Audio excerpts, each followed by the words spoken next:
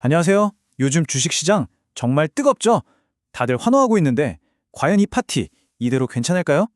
오늘 분석에서는 이 화려한 강세장 뒤에 숨겨진 세 가지 핵심 질문을 한번 파헤쳐 보겠습니다. 바로 시작할게요.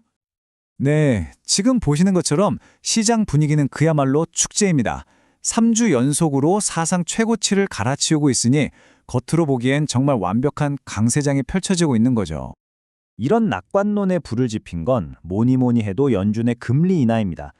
돈 빌리기가 쉬워지니까 투자자들은 이제 이 풍부한 유동성이 기술주뿐만 아니라 경제 전체로 퍼져나가길 기대하는 거죠.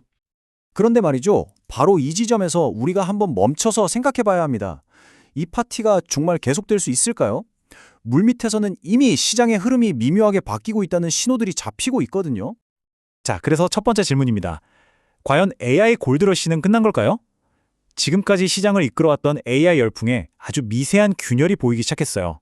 시장은 이제 AI라는 이름표 하나만으로는 만족하지 못하는 분위기입니다. 가장 큰 변화, 바로 여기서 나타나는데요.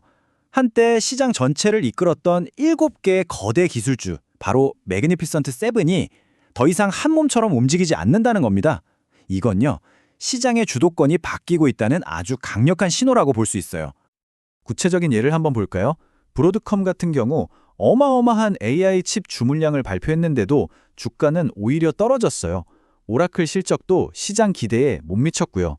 무슨 얘기냐면 이제 투자자들은 AI에 대한 막연한 꿈이 아니라 구체적인 숫자를 보여달라고 요구하고 있다는 거죠.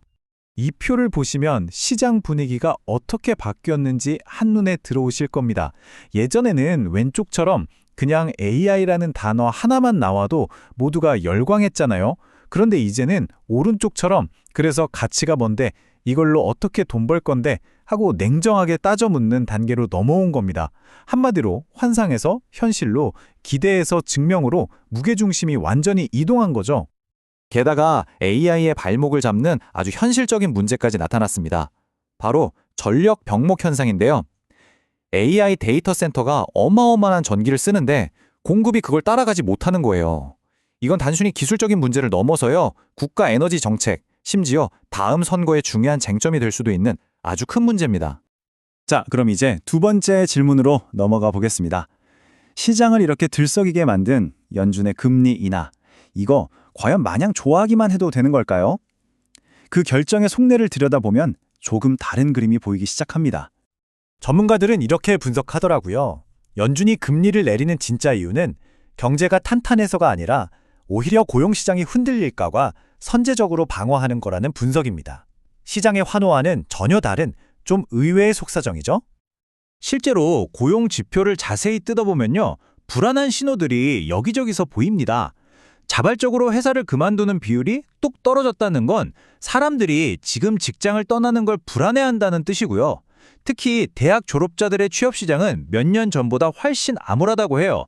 그러니까 연준이 먼저 나설 만큼 고용시장 내부에 이미 경고등이 켜져 있었다. 이렇게 볼 수 있는 거죠. 바로 이 지점에서 고용 없는 회복이라는 말이 나오는 겁니다. AI 덕분에 생산성은 엄청나게 올라가서 경제는 성장하는데 정작 일자리는 늘지 않는 그런 역설적인 상황 말이죠. 어쩌면 우리는 이미 그 역설의 시대, 바로 그 입구에 서 있는 건지도 모르겠습니다. 자, 이렇게 두 가지 큰 불확실성이 있는데 그럼 투자자들의 돈은 지금 어디로 가고 있을까요? 시장에서는 이미 의미심장한 자금의 대이동, 즉 로테이션이 시작됐습니다. 이 차트를 한번 보시죠. 보시면 빅테크 중심의 나스닥은 좀 주춤한데 오히려 중소형주 위주의 러셀 2000 지수는 오르고 있죠. 이게 바로 시장의 로테이션, 그러니까 자금의 대이동을 보여주는 아주 명백한 증거입니다.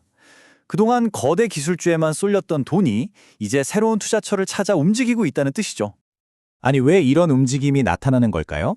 이유는 간단합니다. 금리가 낮아지면 이미 현금이 넘쳐나는 빅테크보다는 당장 자금 조달이 급한 중소기업들이 훨씬 더 큰 혜택을 볼 거라는 기대감 때문이에요. 영리한 투자자들이 한 발 앞서서 새로운 기회를 찾아 움직이기 시작한 겁니다. 이런 혼란스러운 상황 속에서 아주 의외의 자산이 스포트라이트를 받고 있습니다. 바로 은인데요. 최근 은 가격이 정말 무섭게 치솟고 있는데 이것도 투자자들이 예상치 못한 곳에서 새로운 가치를 찾고 있다는 또 하나의 신호로 볼 수 있습니다. 네, 올해 들어서만 100% 이상 올랐습니다. 말 그대로 2배 넘게 폭등한 거죠. 인프라 투자 같은 산업용 수요에 대한 기대감에 달러 약세까지 맞물리면서 은이 전통적인 안전자산을 넘어서 새로운 성장주처럼 주목받고 있는 겁니다. 자, 그렇다면 이 모든 변화의 끝에서 우리는 뭘 봐야 할까요? 모든 단서가 바로 한 해, 2026년을 가리키고 있는 것 같습니다. 핵심은 이겁니다. 2020년은 그동안 AI에 쏟아부었던 모든 기대와 투자가 진짜 기업의 성과로 이어지는지를 증명해야 하는 해가 될 거라는 거죠. 말 그대로 show me the money, 결과를 숫자로 보여줘야 하는 시험의 해가 다가오고 있다는 뜻입니다. 그렇다면 당장 우리 눈앞에 닥친 건 뭘까요? 바로 다음 주에 발표될 고용보고서와 소비자 물가지수 CPI 데이터입니다. 이 두 숫자가 지금 시장을 지배하는 이 낙관론이 진짜인지 아니면 우리가 전혀 다른 시나리오를 준비해야 하는지를 알려줄 결정적인 갈림길이 될 겁니다. 오늘 분석을 마무리하면서 마지막 질문을 하나 던져보겠습니다. 지금 시장의 이런 변화, 과연 소수의 빅테크에 쏠렸던 힘이 분산되면서 더 건강해지는 과정일까요? 아니면 또 다른 거대한 거품이 만들어지기 시작하는 전조일까요? 그 해답의 열쇠는 아마도 곧 발표될 데이터가 쥐고 있을 겁니다.